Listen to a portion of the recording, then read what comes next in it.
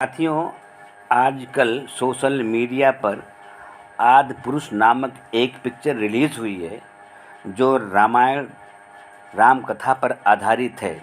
लेकिन उसमें प्रयुक्त डायलॉग की खूब आलोचना हो रही है कि इस फिल्म के निर्माता ने भगवान राम, मर्यादा पुरुषोत्तम राम, सर्वज्ञ राम के पवित्र कथा को असभ्य तरीके से फिल्मांकन किया है। सामान्य मीडिया वाले राम की रामायण की खूब प्रशंसा करने में लगे हैं, जिससे उनके असली मनवादी चेहरे जिन हिंदू धर्म ग्रंथों ने हिंदुओं के इष्ट आदर्श महापुरुषों का चरित्र हनन किया हो, उसकी जप्ती के बजाय उसकी प्रशंसा, उसकी महिमा का वर्णन किया जा रहा है। आइए पहले रामायण में जिस तरह से राम के चरित्र का हनन किया गया है उस पर चर्चा करते हैं। क्यों? जैसे आजकल मोदी जी भक्त प्रचार कर रहे हैं कि मोदी जी बहुत अच्छे काम किए हैं, बहुत अच्छे काम कर रहे हैं। मोदी जी साक्षात कलयुग में भगवान के अवतार हैं, योगी जी हनुमान जी के अवतार हैं। लेकिन पूछने पर जो है वो नहीं बताते हैं कि वो कौन से अच्छे काम किए हैं। वैसे प्राचीन काल से तुलसीदास ने भी दशरथ सुत रामचंद्र जी को सीधा सीधा भगवान और मर्यादा पुरुषोत्तम बनाने में लगे हुए हैं, जबकि उनके चरित्र को देखने से पता लगता है वो एक साधारण आदमी भी नहीं रह पाए हैं। रामचंद्र जी से महर्षि वाल्मीकि और तुलसीदास ने जो काम कराए हैं, जो उन्हें एक साधारण आदमी तक भी रहने नहीं दिया है। साथियों, जब तक रामायण, भागवत पुराण आदि ग्रंथों पर पाबंदी नहीं लगेगी, तब तक राम और कृष्ण का चरित्र हनन होता रहेगा। कोई भी सभ्य सुशिक्षित व्यक्ति कभी भी उनको भगवान नहीं मानेगा। साथियों, आइए देखते हैं क्या यह भगवान राम या मर्यादा पुरुषोत्तम के काम हैं। प्रधानमंत्री मोदी की तरह राम ने भी दुराचारियों और बलात्कारियों को आश्वासन दिया, उनका संरक्षण किया। कहते हैं, कोटि विप्र बदलागहि जाहु, आए शरण तजऊ नहीं ताहू, सन्मुख होय जीव मम जबहि, जन्म कोटि अघनाशों तबहि, जो नर होहि चराचर दोहि, आए शरण समय तकि मोहि, तज मद मोह कपट छल नाना, करऊँ सद्य ते आप समाना। भगवान राम कहते हैं कि जिस किसी भी आदमी की करोड़ों ब्राह्मणों की हत्या का पाप लगा हो, वो जो है हमारे सामने आ जाए तो मैं उसको माफ़ कर देता हूँ। और जिसे भी करोड़ों पाप लगे हों, वो हमारे आ जाए तब मैं उसे अपने समान कर देता हूँ। लेकिन आदमी छल कपट छोड़कर हमारे शरण में आए तब। कहते हैं कि रामचंद्र जी अपने माता पिता की आज्ञा मान करके जंगल में गए थे, जो कि बिल्कुल गलत बात है। कभी माता कौशल्या ने और दशरथ ने कभी भी नहीं रामचंद्र जी को जंगल जाने के लिए कहा। सिर्फ कैकेयी ने उनसे कहा था अपने जो है दशरथ से कि जो है हमारे पुत्र को जो है आप राजगद्दी दीजिए और रामचंद्र जी को वनवास। कभी भी न्याय नहीं किया। बाली और सुग्रीव दोनों भाई थे। बाली बड़ा भाई था और बाली को रामचंद्र जी ने छुपकर मारा। चलिए मार दिया तो ठीक, लेकिन राजगद्दी का अधिकारी बाली का पुत्र अंगद था, लेकिन अंगद को नग दे करके जो है सुग्रीव को राजगद्दी दे दिया। ये राम का अन्याय। रामचंद्र जी ने जाति भेदभाव बहुत ज़्यादा किया, ऊंच नीच छुआछूत का भेदभाव ज़्यादा किया। रामचंद्र जी ने एक वर्ग विशेष का पक्ष लिया और बाकी जातियों को नीच, अछूत और छोटा कहा। राम ने कहा, पूज्य एक जग महि नहीं दूजा, मन कर्म वचन विप्र पद पूजा, सापत ताड़त परुष कहंता, विप्र पूज अस गावहि संता, पूजहि विप्र सकल गुणहीना, शूद्र गुणगण ज्ञान प्रवीणा।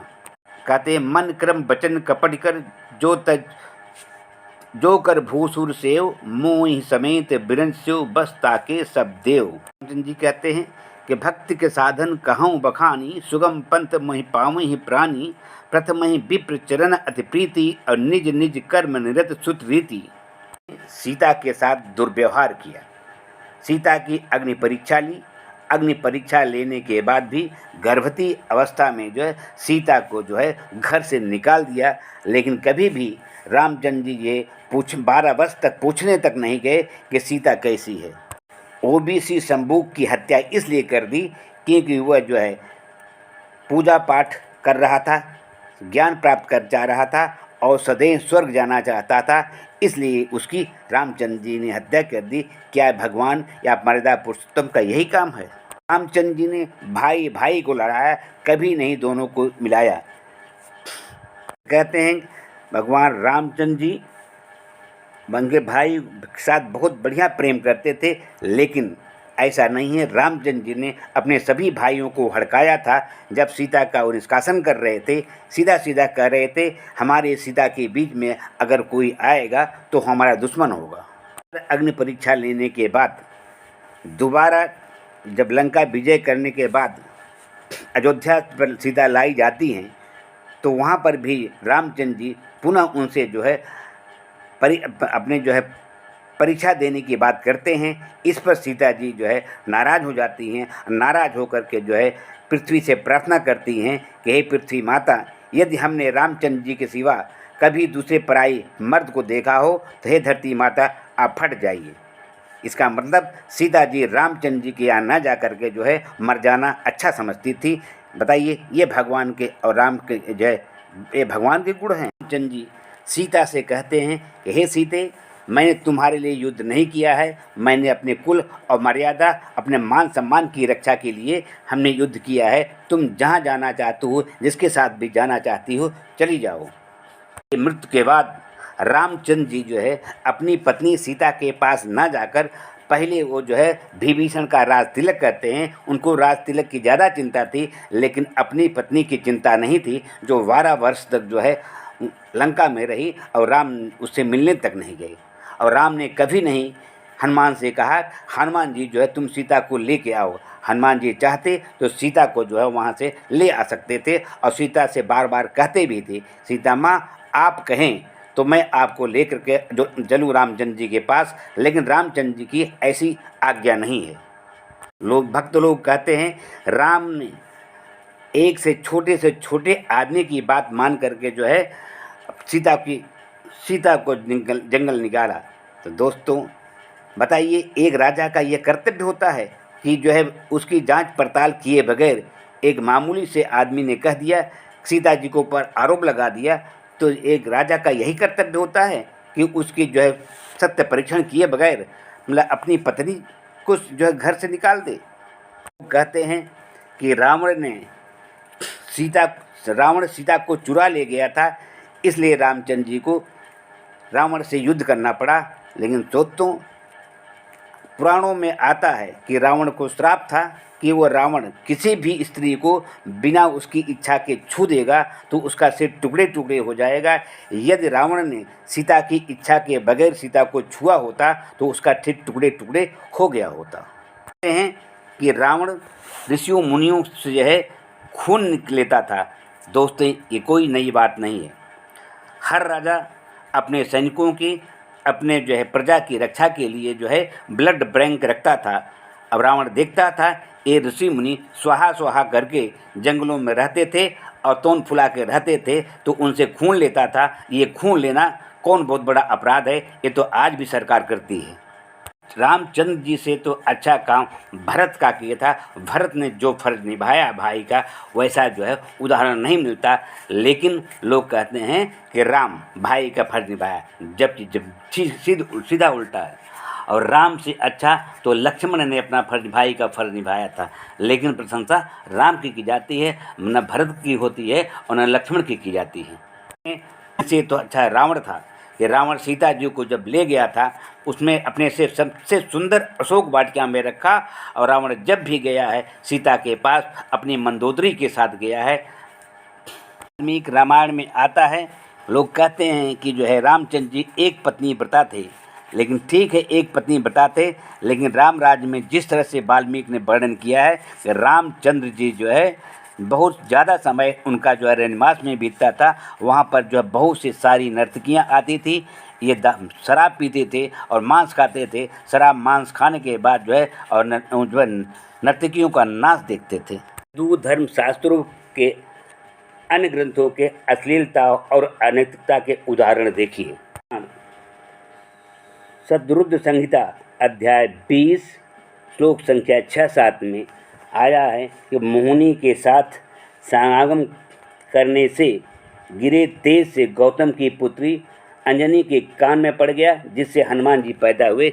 ये कैसा अश्लील। शिव जी का तेज जहाँ जहाँ पर गिरा वहाँ वहाँ पर सोने चांदी की खाने बन गए। महाभारत शांति पर 207वें अध्याय श्लोक संख्या 37 से 39 में लिखा हुआ है कि पहले जो है ऋषि मुनि जो है जहाँ उनकी इच्छा हुई, चाहे सार्वजनिक प्लेस रहा हो, चाहे जैसे भी जगह रही हो, वहाँ पर वो लोग जो है अपने काम को बुझा लेते।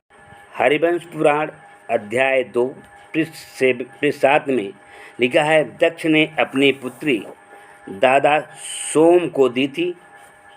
हरिवंश पुराण अध्याय 3 के अनुसार दक्ष की नातिन से नारद का जन्म हुआ था।